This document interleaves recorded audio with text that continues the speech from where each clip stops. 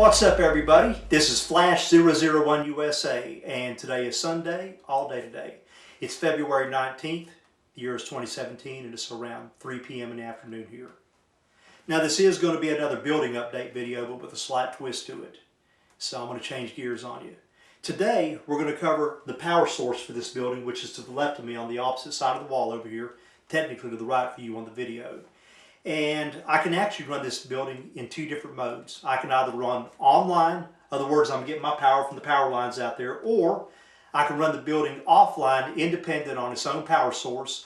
And I'm doing that right now. I'm actually running off the battery bank and the inverter just for this video here for demonstration purposes. And I can send that power back up to the house, or I can send it back down to the studio, or anywhere else on the property that an extension cord will reach during a power outage or an emergency. And in a moment, we're going to walk around, we're going to take a look at the setup I've got over here. We'll look at everything, and I'll try to cover as much of it as I can in detail and keep it as simple as possible. Because there may be some people out there that are considering doing this or have thought about doing it.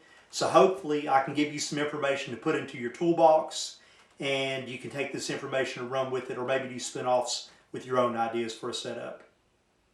Now, the reason that I started off with me being on this side of the camera is I had a couple of topics that I wanted to cover that I felt was worthy of covering, and we're going to start off with battery maintainers. For those of you all that don't know what a battery maintainer is, it's a device that you hook up to a lead-acid battery on a vehicle that's going to sit idle, or a seasonal vehicle. That would fall under the categories of a snowmobile, a riding lawnmower, or even a motorcycle. Something that may sit up for 3 or maybe even 6 months and sit idle. And it's exactly what the name implies it is, a battery maintainer. It's not necessarily a battery charger, although it will keep the battery topped off. It basically is something that pulses the battery with little bursts of current, and it keeps the battery agitated. What this does, it keeps the battery from going to self-discharge mode. And a couple things can happen if you let a battery sit up for too long and sit idle. As the battery self-discharges, you get sulfification on the plates. And you let it happen too long, and you'll start losing capacity on that battery. Worst case, you'll ruin the battery. Now, 20 years ago, these devices weren't really that commonplace, but because of the popularity of solar and wind and everybody storing power and doing off-grid little projects, they're starting to come to the forefront. And you can find them anywhere now. You can find them at Lowe's, Home Depot, Harbor Freight. Shoot, you can even order them off of a Walmart website. The problem with a lot of these is they're made for 1 to 4 batteries. Now, for somebody like me, it wouldn't work because I've got 8 batteries in my battery bank over here. Now, I could go and I could order me one. I could find one that was more, industrialized, I guess would be a way of putting it, something for a bigger battery bank, but they're going to be a lot more expensive. Luckily for me, because of the field I work in, I built mine myself. I had all the scrap parts and I made it, and we'll look at the one I got over here built. We'll actually look at it and see the kung fu action of it and everything. And I am going to do a follow-up video on that. I'm also going to make the artwork. The board outlines everything to make it available and show you how to build this yourself. And I know some people aren't going to be able to do this, so in that case I may work out something where I actually construct the boards or even just build the whole unit up for a certain price. But like I said, the ones you find that are going to be off shelf, they're not going to handle large battery banks, but they do build them. And like I said, you can get them for a decent price, but when you start getting the ones for a more of an industrial battery bank setup, they're going to be a little bit more expensive. Okay, now with that said, I want to cover something else here that is definitely worth the time covering. And that's going to be on the topic of deep cycle batteries. I've watched a lot of YouTube videos and been to quite a few websites. And there is a lot of good information out there, but there's also a lot of bad information or misinformation, or a better way of putting it would be misguided information. I want to give you some examples of what I've come across. A while back, I was watching a YouTube video and a guy had this brand new 6-volt deep cycle battery rated at 180 amp hours. He proceeded to tell everybody, hey, I can get 180 amps out of this battery runtime for 1 hour, or 1 amp for 180 hours before the battery is considered depleted. And I kind of looked at that and thought, nope, you're wrong on that. It just doesn't work like that. The manufacturers have strict guidelines as far as the current draw on these batteries go to reach that goal of the amp hour ratings, okay? And I'm going to give you some examples here. The batteries I got over here are rated at 185 amp hours. They're standard deep cycle batteries, 6-volt batteries. They're used in floor scrubbers, golf carts, along with a couple other things that they can use them in. And I called and spoke to the manufacturer, or basically spoke to an engineer at a manufacturing plant. He gave me the whole scoop on this about the batteries. He said, yeah, he said, you can get that 185 amp hours out of the battery, he said. But here's the deal. He said, temperature plays a big role in it. You know, this is why they rate standard 12 volt batteries in cold cranking amps, because you go up north or someplace where, you know, you're freezing balls or something, the battery's going to be greatly reduced. Doesn't mean it's going to hurt the battery, it's going to be bad for it. It just means during those cold months, because it is a chemical reaction, it's going to be reduced.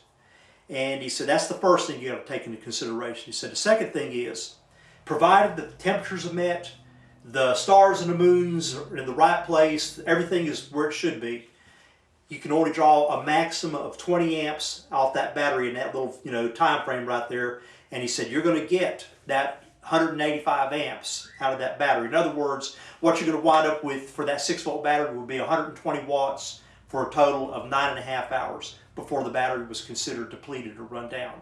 We're going to cover what the manufacturers consider depleted and run down is also, and cover another myth that I've seen out there. All right, on to something else here about the batteries. I heard people out there going, well, yeah, I've got two 6 volt batteries at 180 amp hours. I hook them in series, and now I've doubled the runtime on it. No, you haven't. You can double the power, but you're still going to have the same runtime. If you want to double the runtime, you hook batteries in parallel. That's why on mine out here, I've got 8 batteries. They're hooked in pairs of 12 volts, like 2 batteries per pair. And so that's 20 amps at 240 watts. I've got another pair hooked to that. It goes up to 480. You know, it goes on up until you get to 960 watts. In other words, I can pull 80 amps for 9.5 hours off of my setup. That means basically I'm still only pulling 20 amps per leg on each battery. If you start pulling more than what the manufacturer has it rated at, it doesn't necessarily mean you're going to damage the battery, but the rating they give you, that 180 amp hours, 185 amp hours, that goes straight down the toilet. So, you know, be sure to understand what you're looking at with your batteries. A lot of times somebody that's selling you that battery will be totally clueless. You need to call the manufacturer. This way you know, hey, what is my real runtime, or what should I really expect off of that battery bank? And if not, you're going to think that you got faulty batteries or something. Okay, let's cover the last thing, and then let's get the hell out of here and go look at this setup I've got out here. What is considered depleted for a battery? Oh my God, I've seen some horse malarkey out there on this. What is considered depleted? Let's look at 2 of my 12 volt batteries that I have, or 2 of my 6 volt batteries that I have in series for 12 volts. By the time my batteries run down to 10.5 volts, some people will tell you 10.2 volts, that's probably close enough. That battery is 100% depleted. I've heard people out there go, well, yeah, I run my 12 volts down to 8 volts. No, it don't work like that, buddy. I'll tell you right now. The reason the manufacturer rates them like this is to protect the battery. See, the battery's a chemical reaction. It's not magic. There's no fairies flying around inside there spinning little generators. It is a chemical reaction. As you're using power off that battery, you are creating sulfification on the plates. It's just the nature of the beast.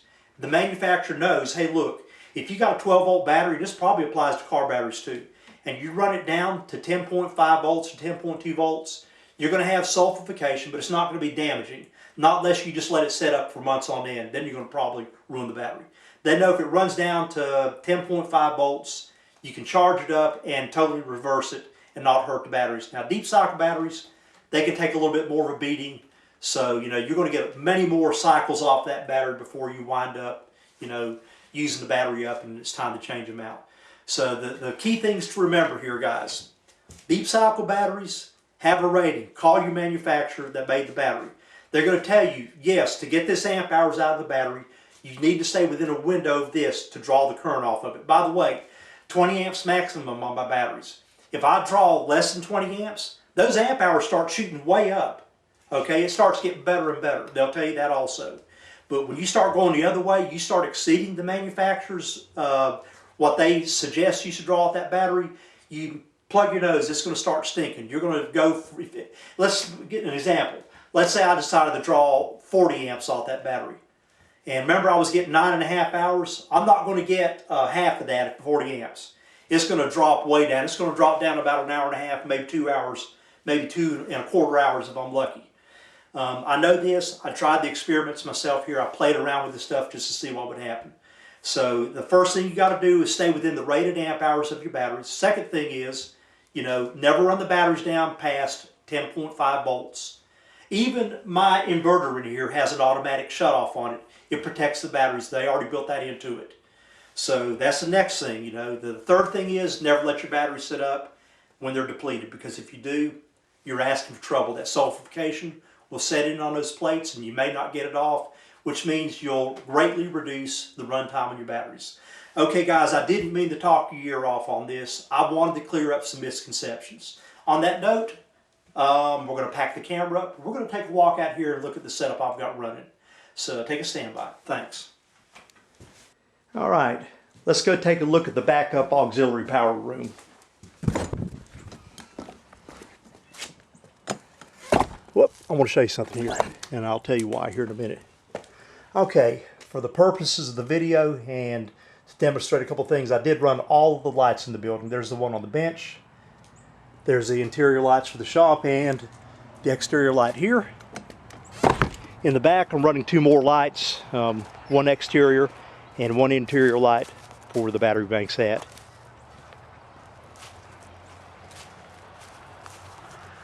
There's that guy right there, and I'm pulling about 110 watts to run every single light on this building simultaneously. I normally wouldn't do that, but I'm doing it for demonstration purposes here. The cool thing about this is, think about it. Lights have came a long ways, especially having LED lights and compact fluorescence. There's a time when all these lights right here, you could have one 100-watt incandescent light and it would consume the same power as all the lights light the whole building up. I think that is very cool. Okay. We're in. Let me close this door here.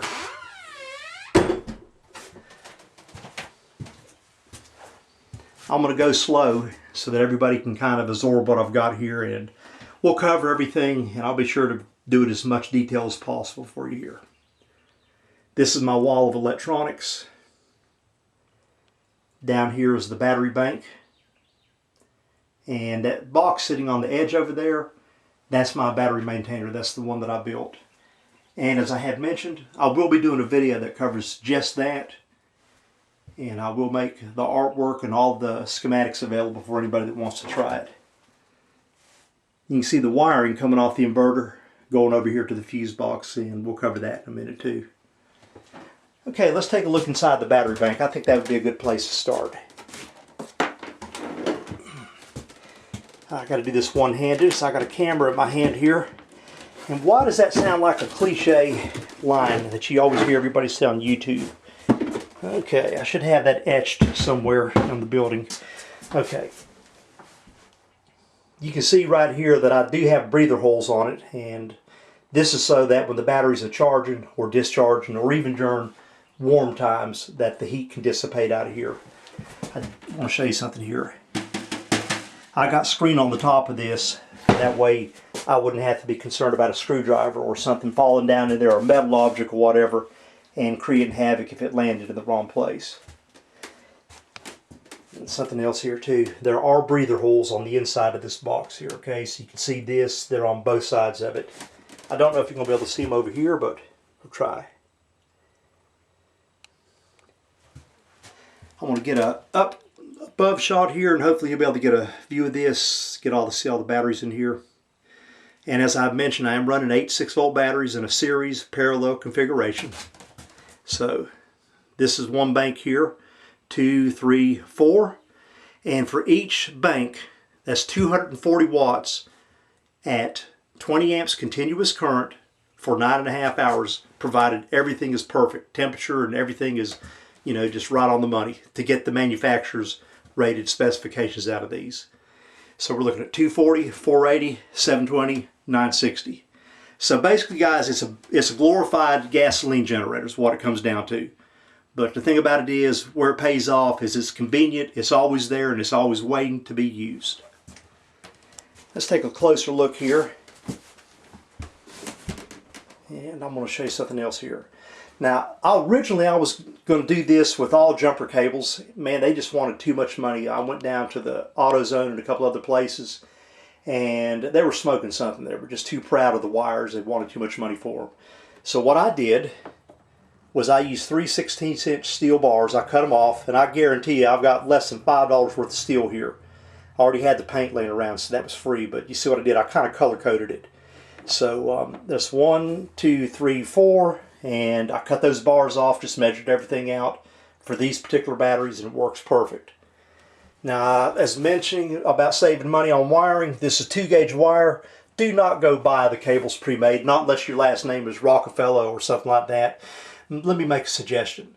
Go online, or if you got a good welder supply house near you, a lot of times they will sell, just right off of the spool, the replacement wire for welding machines. And that's exactly what this is. It's pure copper wire. That's more than enough to handle 20 amps right there from just this leg of right here, these batteries. That's probably going to be close to like 120 amps, okay? So that's nothing to sneeze at. And being that it's shorter, it's going to definitely be able to handle the current. As far as my ends, and I'm going to zoom in on this because I think this is worth sharing. I'm glad I thought about this. Copper tubing. I just went and got some 1/2-inch copper pipe. I cut, I think, like maybe 2.5-inch piece. I smashed one side of it flat. Then I cut a groove over here, and I put the wire up in there, and I was able to crimp it. And I put heat shrink on it. I'm going to tell you right now, to look at it, you would not know that it wasn't store-bought. It's more than enough for what I'm running here. So that's how I have mine set up. As far as my power buses go in here, I got, just imagine the letter T. Now this is 1/4-inch steel here, and it's a T. Just took me a piece of metal and made a steel T here that I was able to put my nuts and bolts on. This way I could interface with the batteries, and hopefully you'll be able to see this. Kind of get an idea of what I did here. The reason that I put these guys here for spacers because I wanted to be away from this metal here, plus that adds up as thicker steel to make sure that you're not going to have any funny business going on if you're drawing the current off of this here. This battery clip here, that's just the battery maintainer. And something I want to mention about that also, whenever you're charging the batteries with whether it's solar, wood gas, or another way that I charge the batteries, because I got 3 ways of doing it, is off a standard battery charger. I don't use the battery maintainer. The only time that I'm using it is when the batteries are not being used at all. In other words, the battery maintainer is not turned on right now because I am running the inverter. So the battery maintainer is only used if I'm going to be walking away from this battery bank for a week or so, or a couple of weeks, and just not messing with it. All right. I did this as a T because I wanted everything to be symmetrical. All of the cables are the exact same length, okay? Everything on both sides, and we'll look at the negative side. It's the same way. Let me get over here, let you look at it. I'm trying not to jerk this camera around too much, but it's the exact same way. And all the power discharge and the power charging goes back into the bottom of the T here, and then it splits out to go to the battery bank. What this did was it allowed me to keep an extremely even current draw from the battery bank. If you've ever seen somebody wire one up wrong, they wind up pulling from maybe the left side of the bank more than the right side, so they get lopsided with it, and they have problems keeping everything equalized. This is symmetrical, so I don't have that problem with this. Okay, let's look at the fuses, and we're going to look at the fuse for the power coming back in here. I'll zoom in on this. That's a 200 amp fuse. Now I've got this on 3 16-inch steel. I made my own fuse holders here, and I'm going to tell you why. The fuses, they're thin, okay? They're purposely thin because the manufacturer wants to know, hey, it's going to blow out if you have an accident or something shorts out. And because of that, unfortunately, you're going to have some heat that's going to build up on that fuse. That is, if you're pulling the full maximum load or even close to it, you're going to warm it up.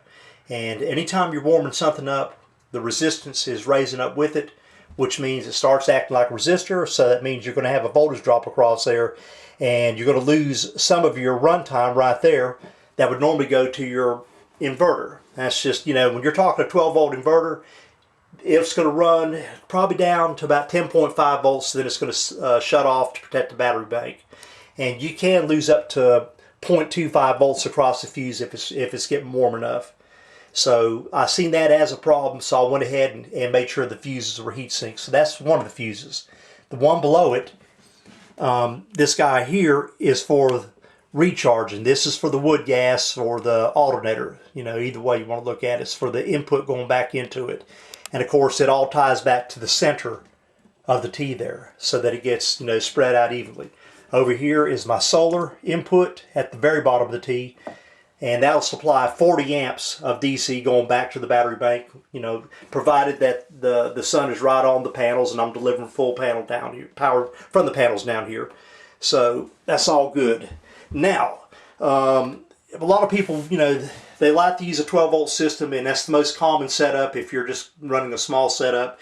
If you're running professionally, to be honest with you, you're going to be wanting to run 48-volt, 96-volt system or whatnot, run higher. And the reason is, the higher the voltage that you run with your inverters, guess what? The smaller gauge wire you can use. That's just the nature of the beast. Unfortunately, when you're running, it's a trade-off. Whenever you're running a low voltage inverter, you're going to have to use heavy duty wire to get that power back out of it. And speaking of, this is my output wire right here. That's 0 gauge wire. That's also copper wire. And you see that puppy's as big as my thumb, or darn close to it. Okay, we're still in the battery box here for a minute, and then we're going to move on to the electronics. I'm trying to do this as quickly and as efficiently as possible so that I don't put anybody to sleep with this. There's my main cutoff switch. I'm not happy with it, but it's what I got right for now. The manufacturer said that it would handle, I think, 275 amps continuous. It would also be able to handle up to 1200 amps for 30 seconds without damaging it. They're full of poo-poo caw-caw. I've noticed that pulling 50 to 60 amps off of this, it gets hot enough to where it's like a 25-watt iron. You can touch it and burn your fingers after it's been running a few minutes. And what I realized was, as I had around 3/10 of a volt dropped across that. When you add a half a volt here or 3/10 of a volt here and drop that there, well, guess what? By the time the battery bank is down to 11 volts, if you're needing to run that battery bank down even lower, the inverter is going to see 10.5 volts, because now you got two stupid resistors in series with it. This is also why you don't, when you fuse everything, you don't want to go crazy running fuses all over the place. I hear people on YouTube, and that's something else I want to bring up. They got fuses on the positive side, the negative side, then they got them on the inverter. Think of a fuse as a thin piece of wire. You don't want to do that. And something else, see where my fuses are. They're inside this battery bank right here. And that's on purpose. If I do something out here, if this guy here shorts and his fuses don't cut the mustard, well, I know these fuses here are going to take care of the business, okay? You don't want to put the fuses on the outside of the battery bank. You want them where they're going to blow at the power source. You got to think safety with this. And speaking of safety and protecting stuff, I've got something else that's pretty cool here. I'm going to zoom in on this, and you're probably going to go, what the hell is he doing with that? Yes, that is an automotive light with a little on-off switch on it. Let me tell you what I do with this. Notice that it's hooked in parallel with the main switch right here. When I'm not using this, this switch is turned off. And when this is turned off, the capacitors and the supercapacitor that's on the outside over here, there's the supercapacitor, and we're going to cover why I have that. And of course, this thing's full of capacitors also. As far as the inverter goes, it's got capacitors in it. Okay. When they're discharged and you flip that switch, you're drawing probably 300-400 amps of current momentarily, because when a capacitor is totally discharged, for a moment in time, it's like a dead short until it charges up. So what I do is I've got a light in series with a switch, and before I throw the big switch, I throw this switch here, and this light will light up to full brightness, and it takes about 30 seconds, and then it dims out. And while it's doing that, I'm going to zoom in on this, and hopefully you can see this. You can sit there and watch this voltmeter just climb up, just like you would watch the capacitor charge as discharge on a meter. It'll climb up, and once I see it climb up, then I throw the big switch. And what I've done, guys, is I'm not shocking the contacts in there with a hell of a load of surge current while the capacitor bank charges up. Okay, that's the battery bank. I think I've covered that in detail. Let's take a look at the wall over here, and I'm going to just kind of sit here and vegetate on it for a second. So hopefully you'll be able to see what we got going on here.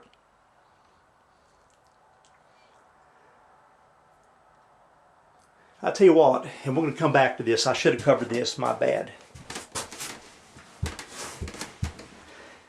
I took a fuse box and I made me a DC box here. This is to hold my meters, and I've got my shunt resistor in here. It's a 200 amp shunt resistor.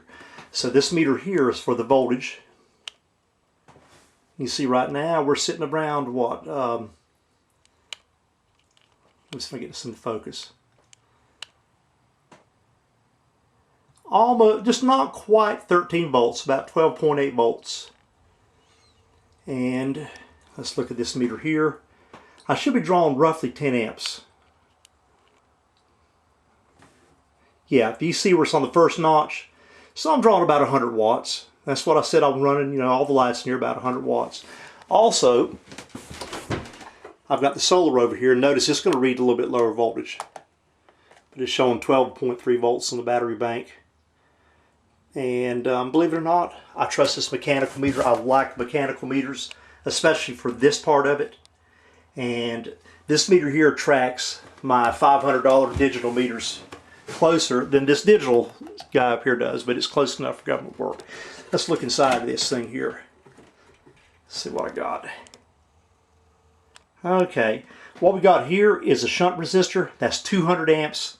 It's made to carry 200 amps, and what it does, it's got a jumper wire on it that goes directly up to the ammeter. You have to do that because the ammeter's like it's Mickey Mouse voltages that will drop across this thing like in the microvolts. Okay, so you're like way down there. There's my positive. You see I got these guys tied together. You see these little wires here. It's all safe. It's not going anywhere. But that ties into the meters here. So there's my current meter, my voltmeter. And that's how I interface. So there's my input to it. And there's my outputs. And now I'm going to back up to the wall and let you guys look at this, okay? And then we're going to cover this in detail here.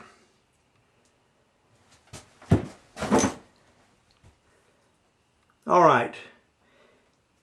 The inverter is the big unit that's to the top left right there. And then to its right is the MPPT solar charge controller.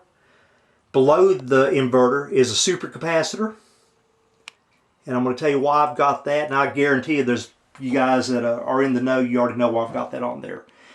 Remember I had mentioned that I could run the building either from the house, just off an extension cord, or I could run it, you know, just standalone like I got it right now. See these two plugs coming off the top of the inverter? They go over to the fuse box here. And of course, you know, I'm not splitting the phase over here. So basically, you know, I'm not running 220 volts in. I'm just running 110 in on each leg. And I did it like this because this did open up the option of sometime if I wanted to split the phase, I can do it. But this is it's a nice big heavy duty wire right here. I want to say this is number 12. So it's definitely going to handle the current. So we're good there, but that's my setup as far as the fuses go. Okay, I want to start with the supercapacitor. The reason you want to have it on there. That's your magic ticket to heavy duty surge currents for starting up something that's going to have, you know, like a high inductive motor, air compressor, a compressor in an air conditioner. So I've got a 3 farad capacitor, but I'm getting ready to bump this up and change it to a 7 farad. What this does, it will allow this guy here to body slam and reach the full 6,000 watts surge that it has in it, and it will deliver it.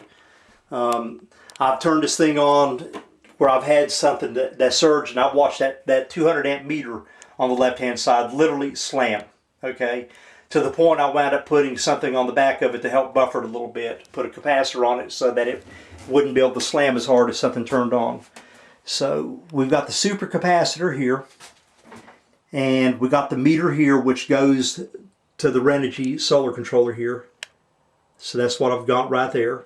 And the output for it, the input is so funny. Look at how small these wires are compared to the output.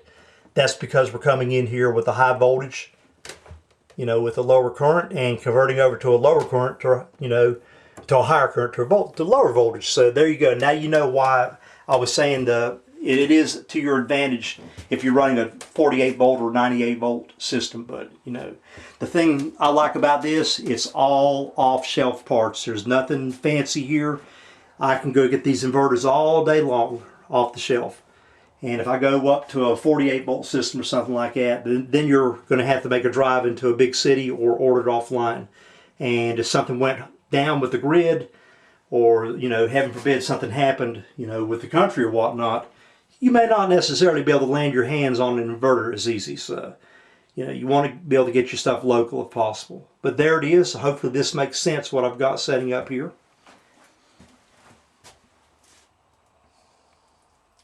And I'm going to show you something else here too. I'm going to show you how I interface the power to come back in here. I don't think I did that. And in a minute we're going to walk outside. But this is the setup that I'm running, and it works great. Now if I want to run off of the AC from the house, you probably notice this guy right here. It's just a glorified extension cord. All I have to do is unplug the stuff from the inverter. I plug it up here, and then I can plug it into the outlet on the outside of the house. So that's how I run the building from the AC from the house. Okay, I'll show you how I interface with everything here. As a matter of fact, there's my AC cord right there, and this wire that I've got my hand on is what's going back in and coming over here from this hole in the floor here where all the wires are, and he goes up to that box up there. And right now we're not using it, so it's literally just hanging there. This is my solar power in, and with my solar panels I run 100 volts DC in, and I can run like 6.5 amps, 7 amps into that, and that wire is, you know, that's rated at 12 amps, so I mean that's going to be double. That's why I'm saying that the beauty of running, once again, the beauty of running an inverter that's going to be 48, 96 volts or even more is, you know, you're running your batteries in series, which means you're running smaller wire because you got the higher voltage, and you know it's all P equals I times E, so it doesn't matter if you got a big voltage and a small current or a big giant current and a small voltage. You know, but the only difference is in the world of reality, it's what you're looking at with your wires. And this guy here, this is the big boy. And this is something you would find on a golf cart or even, you know, just floor scrubber or whatnot. This guy here will handle the monster current. This is for the wood gas when I finally get it set up. I've got everything to put it together with. Hopefully this is going to be the year that I'm going to get this stuff done. I've been dying to do this. I've been chomping at the bit. Anyhow, this is it. So this is how I interface, and all these wires run back in the house. I, you know, even made me a little wooden thing here to hang everything up on. So, you know, eventually I'm going to have this thing set up to where I can run it, just run it at will. If I want to get out here and charge off gasoline, wood gas, solar panels, squirrels in a cage running, spinning a generator, however I want to do it, I'm going to have this where it's just totally diversified. But there you go, guys. So I'm going to let you see this one more time, then I'm going to shut the camera down. Hopefully I haven't missed anything. I said that's the battery bank, and as once again, you know, we are running 8 batteries in the bank in a series parallel configuration. Okay, that's one set of series, 2, 3, 4, and of course then they're all in parallel with each other. So I get 960 watts runtime, and that would be 80 amps for 9.5 hours, provided the batteries are at optimal charge and the stars and the moons and the skies and everything is lined up perfect. Alright, and we'll get one more look at this before we cut it off. The very top plug that doesn't have anything in it, that's the AC coming in, so if I want to run off from the house, I plug in there. I just move the 2 plugs from the inverter up there, but there's the big mammoth converter. To its right is a solar charge controller, and the little meter is actually under the light switches right there next to the inverter. And of course we got the super capacitor, a big giant 3 farad capacitor, and I'm getting ready to double that. So this way what you wind up with is something that's that can melt many screwdrivers if you screw up and drop it on it. Okay, just kidding. That will allow you to start up an inductive load, like I said. Now what I want to do here, I want to show you guys something here. Heat gun. This is 1100 watts, okay? We're going to take a look at the ammeter on this thing here. I knew I was missing something. Okay. I wish I had my glasses on, but I'm going to have to wing this now. I'm going to turn the heat gun on low first, okay? Right now we're drawing about 60 amps current. And we're still sitting at just a little bit above 12 volts. Okay? I'm going to go back, I'm going to jump this thing up, and we're probably going to draw about, I don't know, 110 amps or 100 amps. That's on high. right at 110 amps we're drawing. And we're right at 12 volts, okay? Now technically, I'm running about 10 amps over. Well, actually, no, I'm sorry, 30 amps over. But it still won't hurt the battery bank. So we'll run it back down there. I just wanted you guys to see this, and there, that's 100 amps right there. See the voltage drop back a little bit?